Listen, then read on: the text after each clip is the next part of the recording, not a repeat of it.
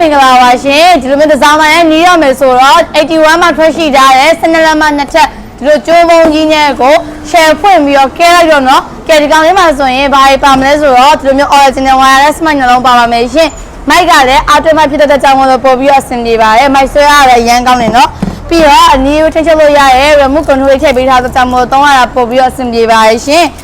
Artin ကကြတော့ AC Artin ဖြစ်တဲ့ကြောင့်မို့လို့ပို့ပြီးတော့အဆင်ပြေတယ်Audio ကြိုးတွေပါမယ် mic Artin ကြိုးတွေပါပါမယ်ရှင်ဒီလိုမျိုးအပြင်ဘက်ထရီနဲ့သုံးရဒီလိုညက်တွေလည်းပါတော့ကြောင့်ပို့ပြီးတော့အဆင်ပြေပါတယ်ရှင်ကဲသူရဲ့ fashion လေးကိုတစ်ချက်ရှင်းပြပေးပါမယ်ရှင်ကဲသူရဲ့ fashion လေးကိုရှင်းပြပေးပါမယ်ရှင်သူမှဆိုရင် music volume တိုးချက်ပါမယ် mic volume တိုးချက်ပါပါမယ်ရှင်ပြီးတော့